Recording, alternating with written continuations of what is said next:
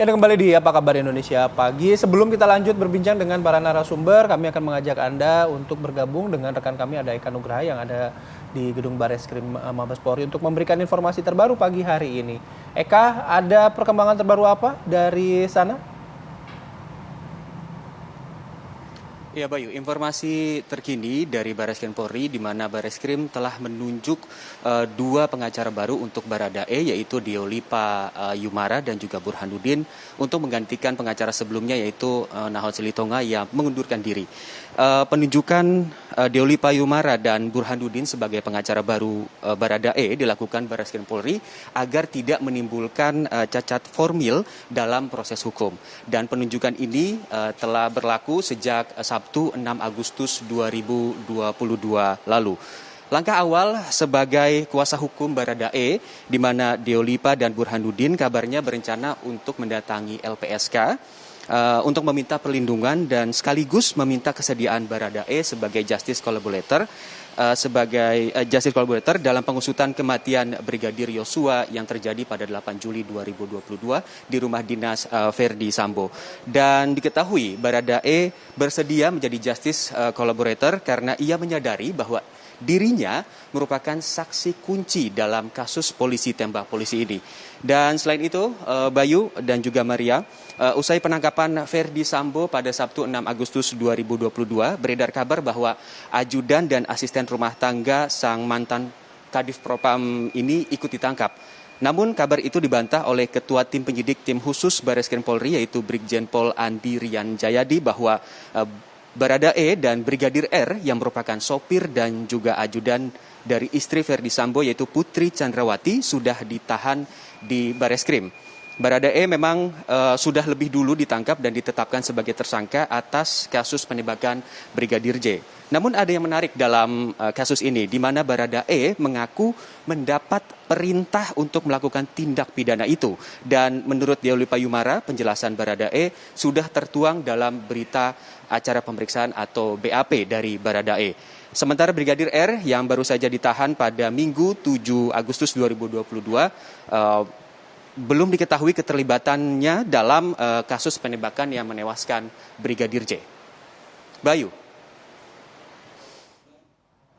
Baik, Eka Nugraha mengabarkan langsung dari Bareskrim Polri ya.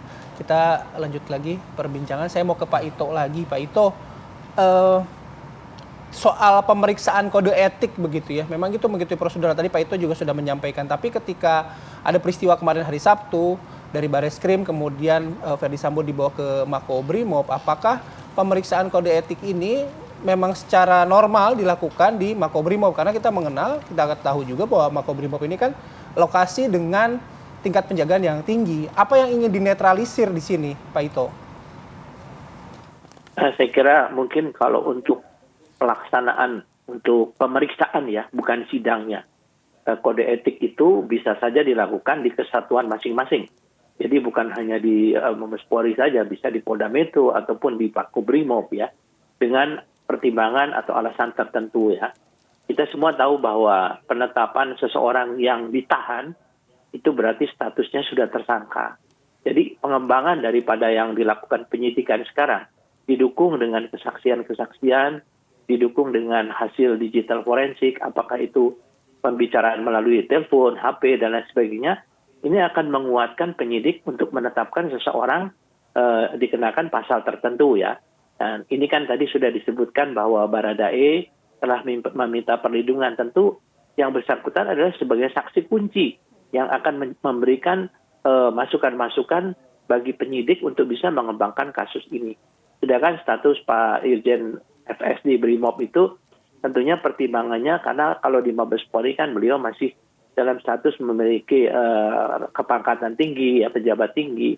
Dan kalau di Brimob katakanlah dalam status diisolasi, akan memudahkan bagi pemeriksa yang mungkin pangkatnya pasti lebih rendah itu untuk bisa meminta keterangan ke beliau. Jadi saya kira untuk masalah tempat itu tidak menjadi syarat mutlak ya untuk pelaksanaan pemeriksaan kode etik, pelanggaran kode etik. Demikian. Oke, Bang Refli, ya. Kalau Anda menyikapi, Bang. Ya, Sebenarnya begini, yang paling penting adalah pastikan bahwa kepolisian ingin mengungkap ini sejujur-jujurnya, seterang-terangnya, sebenar-benarnya. Jadi tidak membenarkan yang salah dan tidak menyalahkan yang benar. Dan tanpa terpengaruh oleh tekanan publik ya? Tekanan publik itu harus menjadi faktor juga dalam pengertian begini. Kadang-kadang kan kalau publik tidak bereaksi, kadang-kadang juga seperti mendorong mobil mogok kan begitu. Kalau kita lihat kan kemarin kan karena publik juga kan, terutama misalnya yang dilakukan oleh pengacara Brigadir J misalnya dan media-media. Nah karena itu menurut saya harusnya fokus kita adalah pada peristiwa terbunuhnya anak manusia kan. Karena itu kan the right to life, hak azazi manusia. Jadi yang pinggirannya boleh tetap dikerjakan, misalnya menghilangkan barang bukti, kemudian menyaksikan tindak pidana, tidak melaporkan dan lain sebagainya di antara mungkin 25 orang tersebut. Tapi kan core bisnisnya harus tetap jelas. Makanya kalau kita bicara core bisnisnya kan tidak mungkin juga misalnya apakah iya misalnya Bribka RR itu satu-satunya yang melakukan pembunuhan berencana. Makanya kan kita pakai logika saja. Mungkin Pak Ito kan agak terkendala secara psikologis kalau ngomong. Kalau kita kan menganalisis. Misalnya secara logika, siapa yang paling berkepentingan ya dengan hilangnya nyawa Brigadir J ini? Dalam konteks seperti apa? Apakah ia sesama ajudan saling ada persaingan dan kemudian bersaingnya sampai... Nggak mungkinkah begitu Bang? Rasanya maksudnya gini, di tempat bosnya lagi kan kira-kira begitu ya, sampai kemudian tembak-tembakan dan kemudian bahkan tembakannya itu sangat fatal. Kalau kita lihat apa yang disampaikan oleh pengacara Brigadir J kan, ditembak dari belakang tembus ke hidung. Itu kan sebuah tindakan yang secara logika kan tidak mungkin dilakukan dari jarak berhadap-hadapan dalam pengertian misalnya berkelahi begitu kan pasti ada orang yang mengarahkan pistolnya di belakang. Nah karena itu menurut saya kasus ini secara proses penyidikan itu kan tidak sulit sebenarnya karena locus delictinya sudah jelas, tempus delictinya juga jelas, aktor-aktor yang terlibat juga masih jelas.